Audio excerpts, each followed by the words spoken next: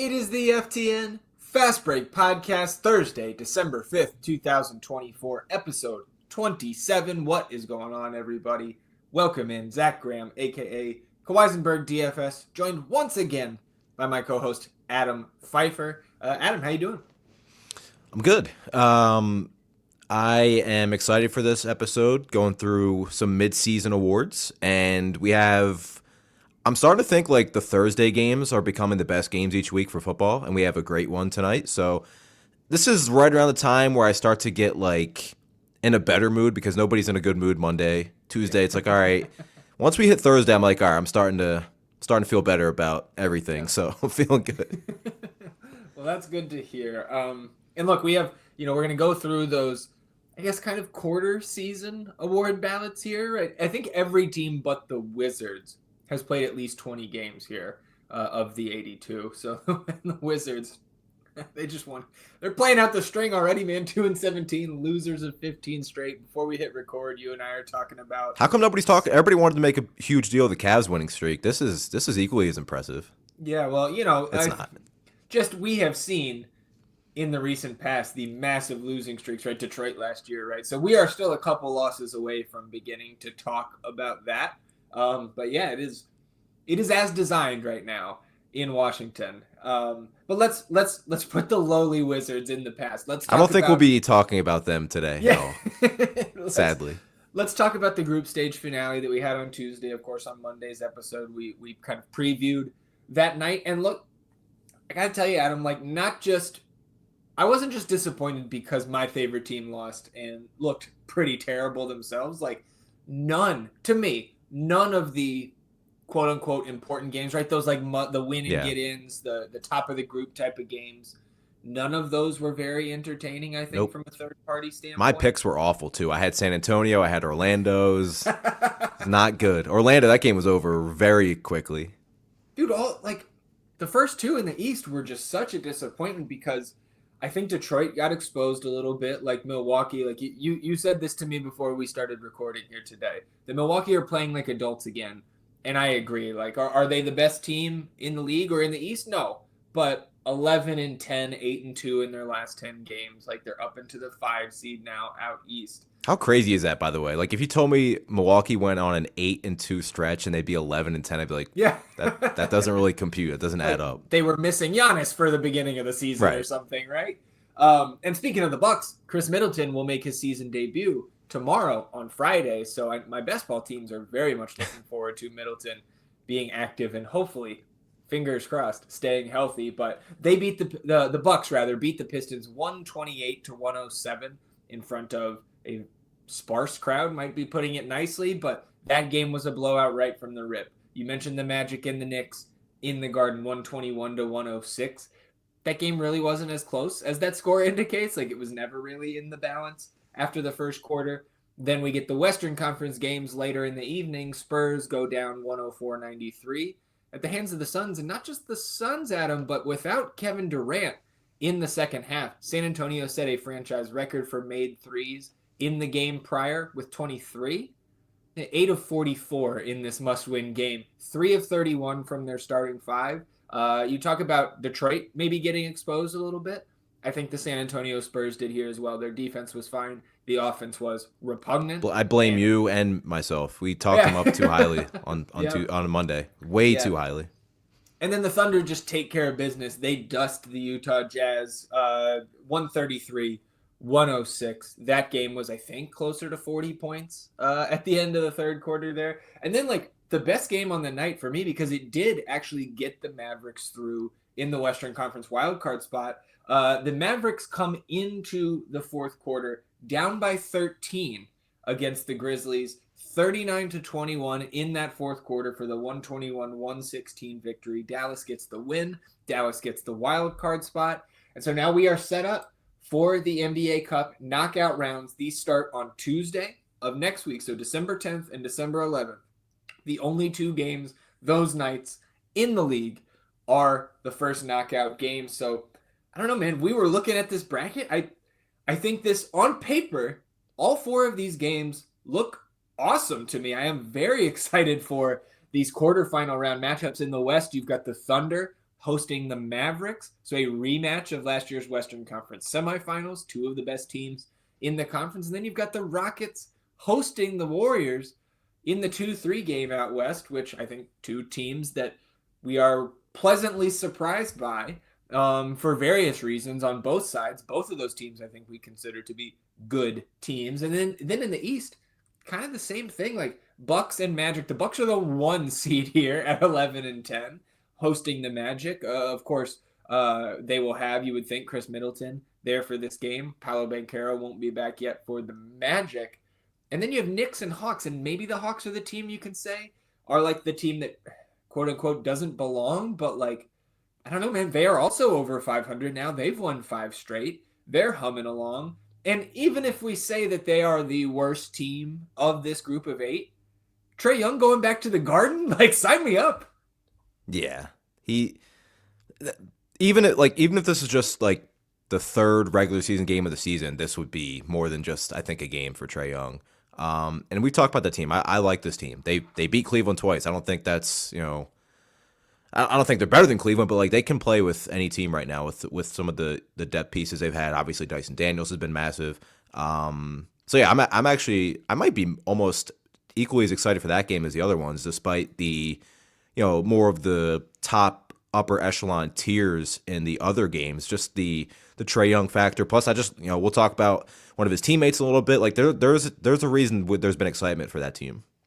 Absolutely. So Tuesday night, of course, we will have our next episode of the Fast Break on Monday, so we'll talk a little bit more about these games. But the 1-4 matchup, so on Tuesday night, you get Magic and Bucks, 7 p.m. Eastern, then 9:30. Mavs and Thunder. Wednesday, Hawks and Knicks at 7, and Warriors and Rockets at 9:30.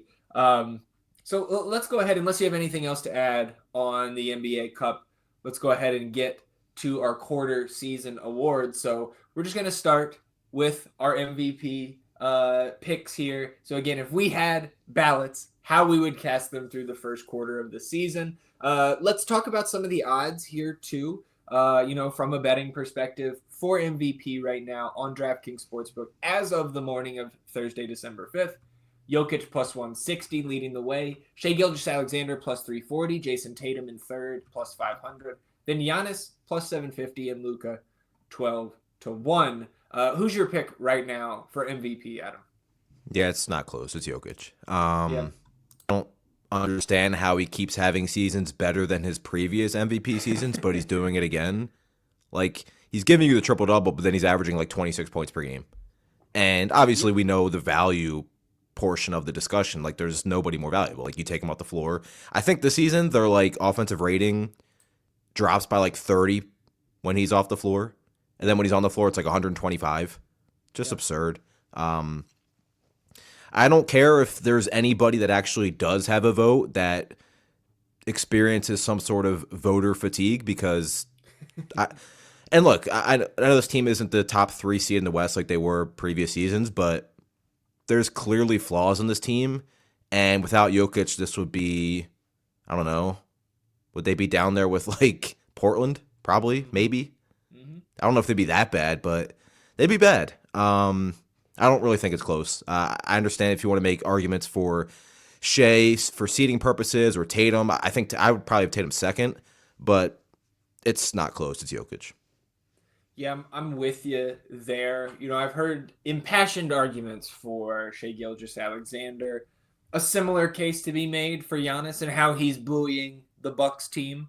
Yeah, they're clearly the top 4, like pretty obviously. Well, and I think like if you're looking for the value here, if you're not going Jokic at plus 160, it's probably going all the way down to Luka at plus 1200 because I think he was the favorite coming into Dude, he's been the favorite for like 3 straight years. And I know. Like, I feel like we're so spoiled with all the talent in the NBA that the fact that Luka hasn't won one yet is kind of crazy. Yeah, sure. But that's just where we're at. And then, like, you can't be historically one of the greatest offensive players of all time and then continue to be more efficient and just better. Yeah. After winning multiple MVPs. Like, I don't care about how many he's won. Like, you have to give the MVP to somebody that's doing what he's doing right now. So Yeah, and that's MVPs in 3 of the last 4 years, right? Second place in the year he didn't get it, and potentially some like I'm not going to get into the argument of did Embiid deserve it that year. He was great, but to your point, improving across the board, right? Career high 30.1 points per game, second highest average right now in terms of rebounds per game in his career. He was 13.8 back in his second MVP season, 21-22, but he's at 13 rebounds per game. That's 2.2 above his career average. He is at a career high 10.4 assists per game. So, like you mentioned, averaging the triple double. He's at a career high in steals. He is tying his career high in blocks right now, shooting 56% from the floor. This is maybe the most standout, incredible, amazing thing to me. 52.2% from three on a career high 4.3 attempts per game. That is not nothing. That is shooting more than 4 threes a game for Jokic at 52.2%. It's not a knock to SGA and what he's done. It's not a knock to the continued excellence of Jason Tatum. What Giannis has doing, putting Milwaukee on his back. But there's just, Jokic is in his own tier again, and he is carving out. He is taken what we previously thought was his ceiling and demolished it. Like, exploded it. It is gone. He is... I don't want to put any sort of expectation on him because I feel like he's just going to exceed it. Yeah, if you're looking for those advanced metrics, he leads the league in value over replacement, plus minus, offensive plus minus, offensive win shares, PER. He's top 5 in points, rebounds, and assists per game. He's I don't know, like where would you rank him real quick? Like even at this stage, I don't want to say even at this stage because it's not like he's 22 or something, but like he's still going to play for a long time, hopefully. Like where does he rank all time among at least offensive players? Like he's probably 5 best I've ever seen. I don't even think we should say just offensive players. Because how many 3-time MVPs are there? Right. You can count on one hand. Like, and he has the championship. He's got the 3 MVPs. And he might not win another title because of the way things are going with the cap sheet there in Denver. But I don't know, man. Like, I feel like at the end, when all is said and done on the career of Jokic, like he's in the Tim Duncan range, I think. Yeah, that's what I was thinking too when I kind of thought about it. The longevity, right, I think is still with Duncan, but Jokic is 29 years old. He also Jokic doesn't really miss games either.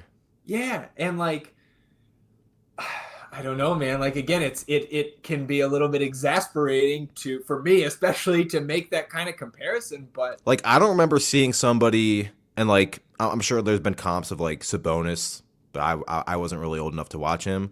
But like I don't remember, not counting like guys like LeBron really, who in my opinion is the greatest player I've ever seen. Like I don't remember seeing somebody that just looks like they aren't even trying on offense and just controlling every aspect of the game and doing it seamlessly like Jokic does. It's absurd.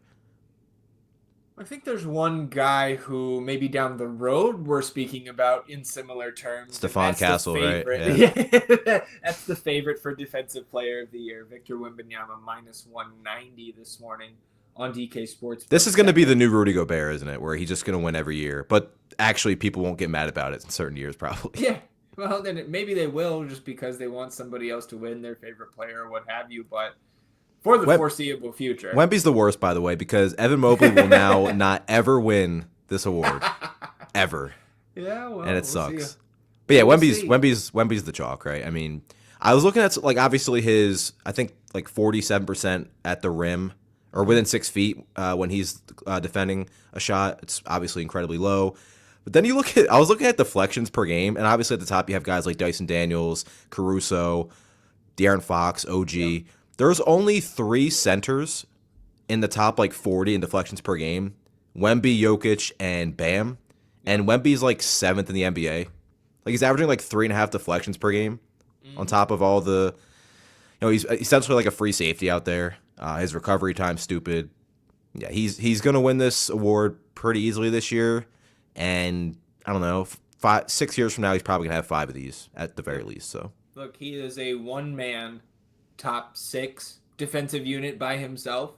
Like I was thinking about this the other day, and so I wanted to run this past you. Haven't told you I was going to ask you this, but like if you and I are drafting five players right now from across the entire NBA, and we have to say we're just playing one game, and we have to win it for I don't know, for the championship, whatever.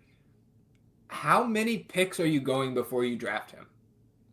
Still think Jokic is the best player in the world. I agree. I think there's an argument for two. That's what I'm saying. Like, my initial thought was like, it could be two. Yeah, but like because like if we talked about it last episode about this ridiculous 3-point shooting streak, but then you have the defense. Like, I don't know, man. If you went two, I wouldn't call you crazy.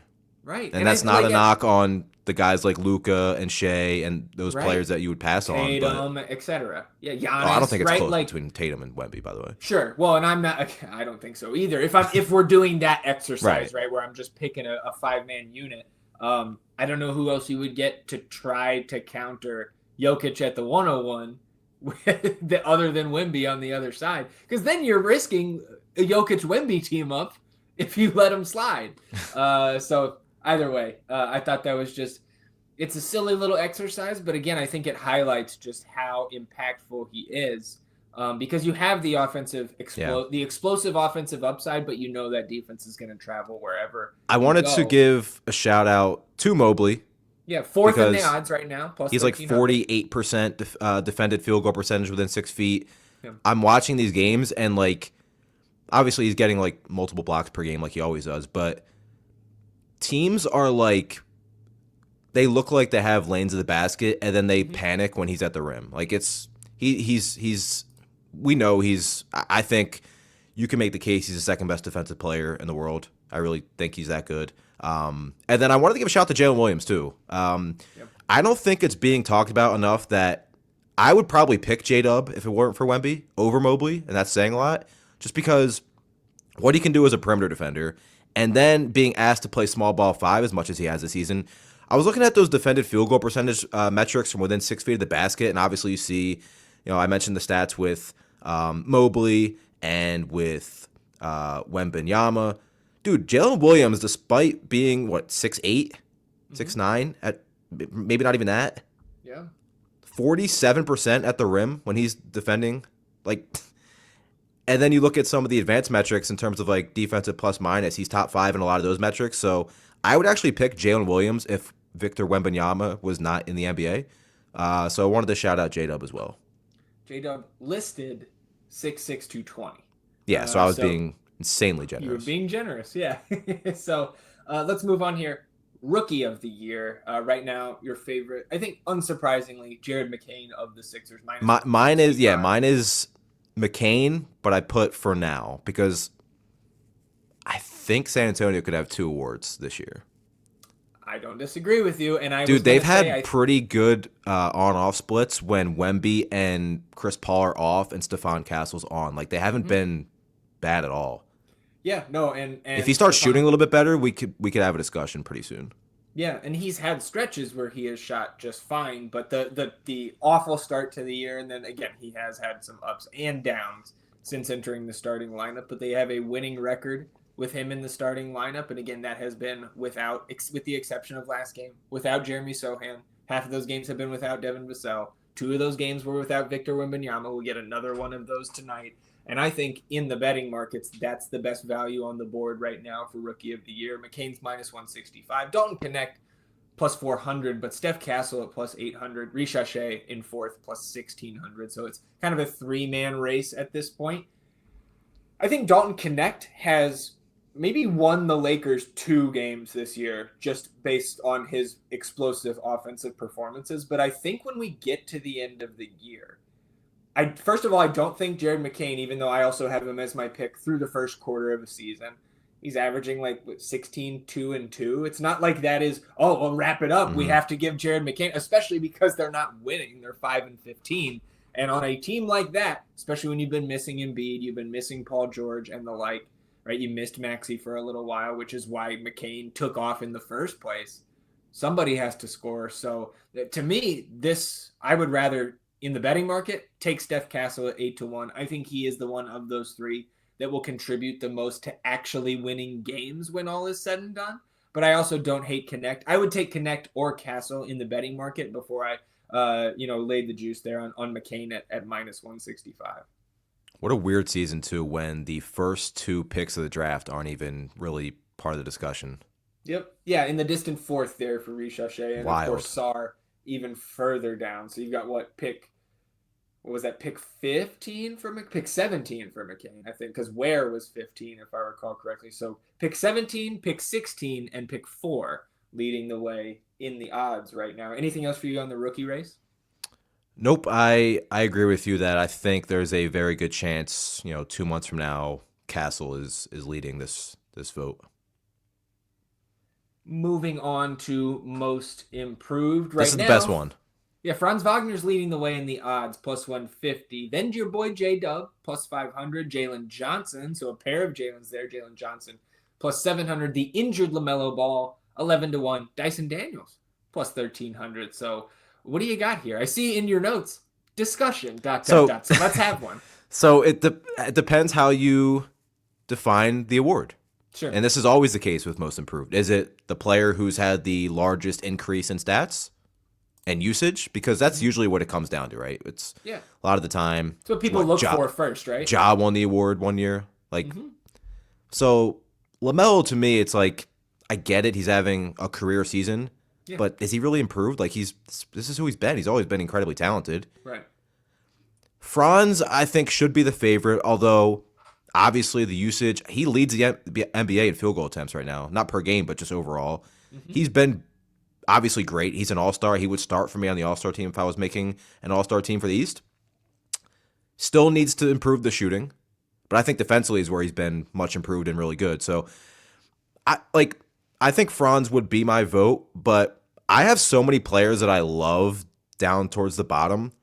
I was looking at the odds, like, where the hell is Tyler Hero? He's been so good this season. And I talked about him last week, but he is right now, in terms of, some of his stats, career highs. He's got the highest PER of his career pretty comfortably. Highest true shooting percentage at 62%. Points per game, I think, is right around a career high. I think he's at 24 right now. 25 is a career high. He's been efficient. I talked about the combination with him and Bam with the dribble handoffs, and Tyler Hero's been insane. Like, he's towards the top of the NBA in points per game off handoffs, but he's been incredibly efficient too. Right now, he is shooting 51% off handoffs. He's been awesome. And again, on a team that's been, limping a little bit out of the gate, Tyler Hero's been the best player on the Miami Heat. So I like Hero a lot. I also don't hate Benedict Mathurin, who's underrated in this award. He's been scoring a little bit better, rebounding better. I don't think he's going to win the award, but this is my favorite award to talk about because there's so many players that are deserving, and it also depends on how you define the award. But I thought the value of Tyler Hero all the way down there was probably my favorite. Yeah, I think that's a good shout for sure. The one thing that I'm certain of is I can't get with Franz, like plus 150. I would stay away from that. Because what happens if Paolo comes? Well, when Paolo comes back, and what if Franz is playing fine? But I just don't think he's like. Look, has he had some big games? He's had some really inefficient games too, though. Well, and he's been inefficient. That's the name of the game. Right. Franz Wagner the last 2 years, man. Like, okay, he's brought his 3-point percentage back up on 1.5 more attempts per game. He was 28.1% from 3 last year. That's still 32.7% from 3 this year on a career high 6.1 attempts, career high 18.8 field goal attempts, right? Still just 33 minutes. So he's picking up a lot of the usage from the absent Paolo Banchero. But Adam, it's career low from the floor. It's his second worst year so far shooting the 3 ball. He's below his career averages with that number. 87% from the free throw line. That is above his career averages slightly, but 24 points, 5.5 rebounds, 5.5 assists. That's great, but and they're winning. So I get it. Does that matter though for most improved? It does for me, dude, because I'm looking at Jalen Johnson. That would be my pick because to me, and I'm saying, does winning matter? Like, is that really something? Think It's some combination of winning Okay. and the efficiency, and I think you need the significant statistical Yeah. increase because there's going to be enough of that around the league where what are we really doing if we're not rewarding that statistical jump? And again, then we can banter and argue and discuss about why those increases happen. Was it the player actually improving, or was it just getting more opportunity, more minutes, right? And like for me on Jalen Johnson, he is playing more minutes, but right around just 2.5 more per game. He was 33.7 minutes per game last season. He's a hair over 36 per game this season, taking on more usage, right? His shot attempts per game are up by 3.3. He's up by 0.9 3-point attempts per game. He's up 4.1 points per game in his average, averaging just over 20 points per game. He's up career high rates in his rebounds, 10 rebounds a game. 5.5 assists is almost 2 more assists per game than last season. Career highs in steals, career highs in blocks. He's shooting 36%, a career high, from 3 on a career high 4.5 attempts per game. So like everything is up across the board for Jalen Johnson. He does a little bit of everything for this Hawks team that is now on their 5-game win streak, 12-11, sitting at 6th in the East.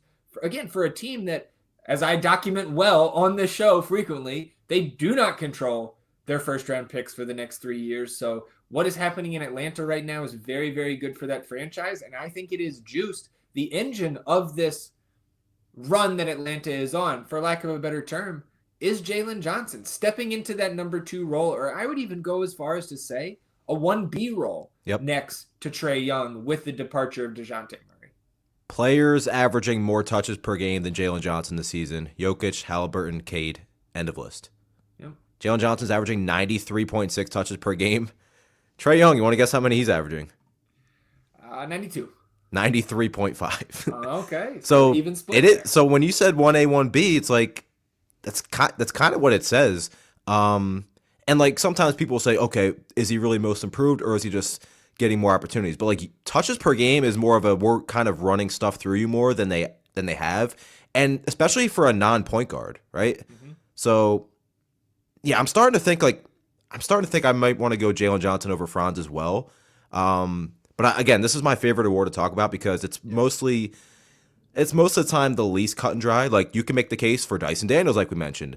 I think RJ Barrett could be in the discussion. And also one of my favorite values is probably Christian Brown. He's played really well for them. I don't know where they'd be without him, honestly. So, and that's a clear, like, he's just played better. Like he's playing more minutes, obviously, but he's been one of the 3 best players, which is pretty much telling why Denver isn't the contender we thought they'd be, but he's played well too. So I like the Jalen Johnson call, but I think Tyler Hero was like, where is he? Let's see. Plus 4,000? Yeah, I mean, it seems like some decent value there. Again, like I said, he's behind guys like Ty Jerome. Yeah, I was gonna say your boy. Scottie Pippen's interesting, but he's behind like Suggs, Koulibaly, like Jaden Ivey. Like Hero's been like, nobody talks about Miami because they're either really good or they're just in the middle of the league and they don't have an exciting offense. But Tyler Hero has been awesome this season. So shout out Tyler Hero, because I have been pretty low on him for a while before the season, but he's looked really good. I would take Tyler Hero, especially at that number, over guys like Jakob Poeltl at 2,500, RJ Barrett at plus 2,000. Yeah. Respectfully, like, what is Jakob Poeltl doing there? I mean, they're 7-15, man. And again, like, it's by design. This is a year where Poeltl came out before the season and said, we're playing for development really this year. But like, I don't know, man. I don't know how those guys are possibly above even some of the names in between there, like Brandon Miller. And that's one that could really spike with LaMelo out for the next couple weeks. Like Brandon Miller could really spike. Absolutely. But again, for me, it's Jalen Johnson. If I had a vote, it's Jalen Johnson. If I was putting money down at plus 700, I think that continues. And if the Hawks finish above 500, I think he's got a good chance to take home that award. Let's move on to 6th man. And I think this one, the least exciting to discuss, maybe between that and Defensive Player of the Year, but Peyton Pritchard minus 250 here. Then you have to jump all the way down to 14-1 for Jared McCain and Amen Thompson. I know both of us have Peyton Pritchard here, so I think it can be a pretty simple discussion. What do you had on the Boston Celtics six-man of the year candidate? It's been one of the most efficient shooters in the league. Every time I look at a box score for Boston, this guy has like 23 to 27 points. Yep. And I know, like, oh, he's got all the talent around him, but like he's been too good. Like again, I think there's players that can give him a little bit of a run for his money down the stretch of the season or halfway through, but at this point, it's not really close. But I'll be keeping an eye on Ty Jerome. Yeah, but of course. I mean, Peyton Pritchard up 6 minutes per game this season compared to last, almost 4 more attempts from the field, 4.1 more attempts from three, career high 42.8% from three, career high 49% from the field, 16.5 points per game. He was at 9.6 last year, which was his previous career high. Where's Peyton Pritchard on most improved? I was literally about to say, you could make the case he could win both awards. Yeah, but I think the runaway right now for six-man of the year, and I think something would have to fundamentally change with Boston and how their success has panned out so far this season. Yeah. Pretty much in line with our expectations. Who did you say was second? We've got McCain and Amin Thompson tied. McCain's been starting recently, though, right? So it's like... Well, recently. I think over the course of the full season, he has come much more than not. Depending on what Golden State's rotation looked like, I think the player with the best chance to win this award might be Buddy. Sure, yeah, and Buddy is tied for fourth there with DeAndre Hunter, who hasn't really played. So again, I think some of these names indicate how wide of a gap there is between Pritchard and the rest of the field. Amin Thompson, to me, would be a very clear second with how good he's been off the bench for Houston and how good Houston has been overall. Yeah. Let's move on. Coach of the year here. Your boy is the favorite, Kenny Atkinson, minus 120. It's got to be your pick, right? These are the rules. I don't make the rules. I just enforce them. If you start 15-0, you get to be Coach of the Year on December 5th. At the quarter season mark? Those are the rules. I don't make them. No, I think this is a really good one, too, because Udoka, I have him and Kenny so close because nobody thought Houston would be second in the West. Granted, some teams are underperforming, but the Rockets have overperformed, so it really doesn't matter.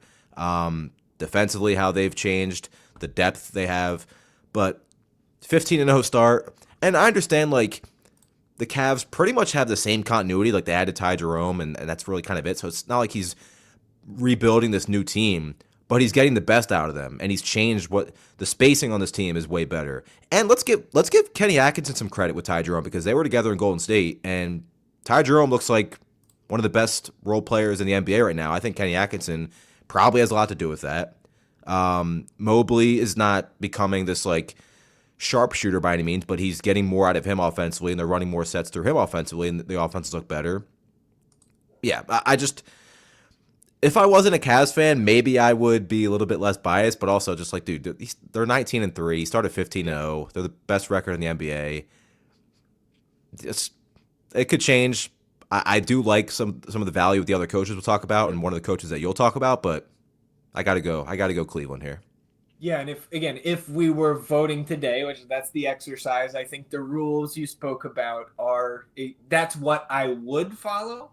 But I have a different pick here a little bit further down the board. You mentioned Ime Udoka plus 400. Jamal Mosley at 10-1 is third.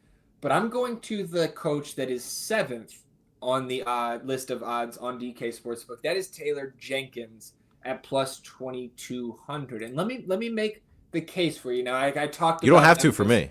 Sure. I talked about Memphis on Monday's episode in Stock Up, right? Talking about staying afloat. We talked about Mosley and his Orlando Magic as well during that segment, but the Grizzlies, lost to the Mavs the other night on Tuesday, but they're still 14-8, a plus 8.1 point differential, which is second best in the West and fourth best in the entire NBA, 7-3 in their last 10 games. Look, man, let me ask you this. Total minutes played for the Grizzlies this year. Can you name the top 5? Let's see, how many can you name? Total minutes played. Total minutes. Yes. Triple J. He is in there. He's number 2. Is Laravia in there? Laravia is number 5. That's what I thought. This is where it gets tough. Scottie Pippen? Scottie Pippen is number 4. It's not Edie. It's not Ja. It's not Bane. You can think rookie. It's not Edie. Yeah. Okay. So, and I know it's not Marcus Smart. Mm-hmm.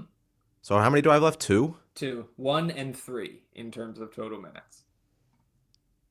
Drawing a blank right now. Dude, their Give team me is so deep that I'm just missing players. exactly. That's part of my point. Santi Aldama leads Aldama, this team okay. in total minutes. Third, the rookie, 39th overall pick, Jalen Wells, 14-8 with John Morant, 8th in total minutes, Desmond Bain, 6th in total minutes, Zach Edey, 10th, Marcus Smart, 12th. Like, this is a masterful job so far from Coach Jenkins. So again, I think it is totally fair to say this should be, if we were voting today, that this should be Coach Atkinson's award to lose. Obviously, he's the favorite, but I wanted to give love to Coach Jenkins because to me, that is far and away the best value on the board. Because look, let's just say, I think it's fair to suggest that Memphis, if they can stay healthy, right, they're still missing Gigi Jackson. Zach Edey is out. Vince Williams is out, right? If they can get and stay healthy, and the three most important guys, of course, are Bain and Triple J and John Morant. 14-8 now, but if they get better throughout the remaining They will. 75% of the season, they're already tied for third in the West. Like, Dude, can they I told you challenge this. for the I told one you this seed? on Monday. I think they're the second best team in the Western Conference. Yeah, you did say that on Monday's episode. So again, Taylor Jenkins right now I think is pretty darn good value in the betting market, but I will, even though I picked Jenkins here on our rundown, I will say Kenny Atkinson absolutely deserving. Anything else for you on the awards here, a quarter of the way through the season? Nope. I love the Jenkins call. I also did want to shout out Jamal Mosley. That Mm-hmm. team, we thought they would be barely staying afloat without Paolo, and they've ripped Yep. off some win streaks, and they're playing really well. So Yeah, absolutely. Well, some games we're eyeing ending the week and headed into the weekend tonight on Thursday. Jokic at Mobley. I know you're tuning into that one, Adam. I also think Rockets and Golden State. A little bit of the shine off that one with no Steph and no Draymond tonight, but that's a little bit of a preview. Maybe these teams sitting guys down so as not to show too much on film for their knockout game next week on Friday.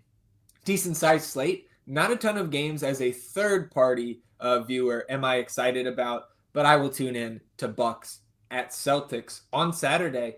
It's a very Cavs weekend. And let me explain why I said Cavs at Hornets is the game I want to watch on Saturday, Adam. That is because that is a 1 p.m. Eastern start. So that's how I can start my day watching sports. Then I'm going to watch the MLS Cup final at 4 p.m. Eastern, and also, of course, Texas and Georgia in the SEC Championship. So I'm going to get my NBA fix early on Saturday. do you know? Obviously, I think you have it in front of you. Did the Cavs play on Sunday too, or Friday? Let me see. I've got Is the that schedule. Charlotte game part of a back to back at all? I don't believe so. Actually, it is. It is the front end. They will Donovan be in Mitchell will not South play. Beach Donovan Mitchell will not play in that game. I'm calling it right now. at Charlotte because He will he's going to not. play in South Beach on Sunday. Donovan Mitchell will not play on Saturday. I'm calling that Okay. right now. The last time they played Charlotte, I know, I think it was Charlotte. Mm-hmm. Mitchell sat on a back to back when LaMelo was out. No, LaMelo was in, and they still sat him. And now, no, I think he's going to sit that game. Somebody's sitting in that game, in my opinion. I think that is a good call. On Sunday, outside of Cavs and Heat, which we know Adam will be tuned into, even on his NFL Sunday, we've got Wolves at Warriors, and then we've got Rockets at Clippers. Let's close it out with a little stock up, stock down here. On episode 27, Adam, where are you going for stock down?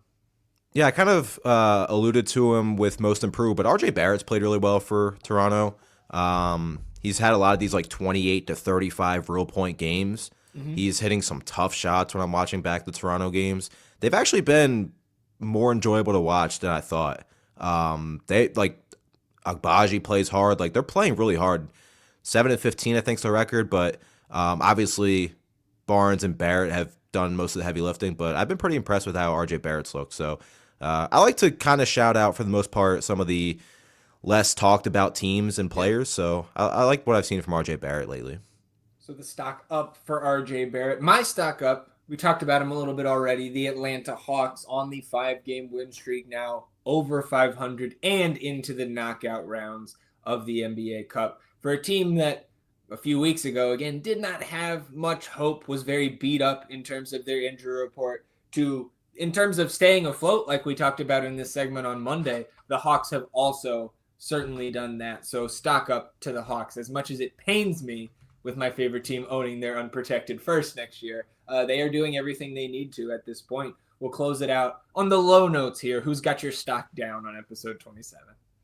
It's got to be the Lakers. Yeah. I mean, they've lost, what, 6 of the last 8? I believe so. They just lost by 40. 6 of their last 10 for sure. Yeah. They just lost by 40 to Miami. Yep. There's clips of them on defense just not even trying. Mm-hmm. Then what? JJ Redick said that they were gonna reevaluate something the other day. Like it looked like it was gonna be a pretty good season early on, and then it's completely fallen off. So I talked about it a lot. Like this team was always gonna need some sort of trade to really be a contender, but the struggle is real right now for this team. What's their overall record? 12-10 after a really promising start. Still, the record overall is fine, but the play lately has been concerning. I mean, they're a half game from being outside looking in of the play-in. And 2 weeks ago, I think it was episode 23 or 24 when Mike and I were talking about, are the Clippers actually good? The flip side of that in LA for us was, is the Lakers start a mirage? And my answer was yes. And I think that has continued to play out very slowly for this team and in a big way last night, right? On a big stage. LeBron going back to Miami, of course. We're always going to have eyes on that. Tyler Hero had a huge game, by the way. Yeah, absolutely run off the court last I've become the Tyler Hero fan somehow. I don't know how. Yeah. Tyler Hero whisperer here. Legit, like, Adam. Don't remember really ever talking about him on any sort of podcast, and all of a sudden he's just been really good. But yeah, they need to fix some stuff for sure. My stock down here to close out episode 27 is the Detroit Pistons crowd on Tuesday night, Adam. Like, okay, we get to lock the DFS late locks. We've got our picks in the prop market, everything like that. Turn on Bucks and Pistons, and not only did that game get out of hand very quickly, for a must-win game, right? And I know that not everybody enjoys the NBA Cup as much as you and I do, and not everybody gets excited for that type of game. But, like, I don't know, man. If I was a Pistons fan in that area, I know the tickets weren't that expensive to a Pistons game at this point of the year. And this is the first, like, real meaningful game that the Pistons have had in how many years? Like half a decade? Like, similar to how I was feeling with my Spurs on the same night. Dude, that arena was maybe 45% full. It made me feel bad, and I don't have a dog in the Detroit Pistons franchise at all. Like, I'm not a fan, but like it was kind of a letdown for me to see the packed crowd, of course, at MSG for that game. Even in Phoenix, right? Where there's plenty of other things to be doing at this time of the year than watching Spurs and Suns. That was a sellout. That was a packed house. And like the Detroit crowd just really let me down, because the Detroit crowd, when they have things to cheer for, to me, is one of the best crowds in the league. When the team gives them something to cheer for, I thought the team, to that point, had done so. 3-0 in their group play to set up this win and get in situation against Milwaukee. And the fans did not show up, and they certainly did not show out. So stock down to the Pistons crowd for being absent in the biggest game for the club in many, many years. I mean, worst case, you live in the area, but you don't like the Pistons, just go watch Giannis. Like, yeah, exactly. Absolutely. So that's our stock down here on episode 27, and that'll wrap up today's episode of the FTN Fast Break podcast. Anything else for you, Adam, before we shut it down? No, I am excited for some more hoops this weekend. I'm excited tonight. I got, Jokic, Mobley, Cavs. Mm-hmm. I got Thursday night football. Again, Thursday's quickly becoming one of my favorite days of the week. So pretty chill right now. Absolutely. Well, appreciate you tuning in, sticking with us here in episode 27. I'm back with Mike Randall on Monday for another episode of the FTN Fast Break podcast. Enjoy your weekend, everybody. We'll do the same. We'll see you back here on Monday. Till then, he is Adam, and I'm Zach. Goodbye.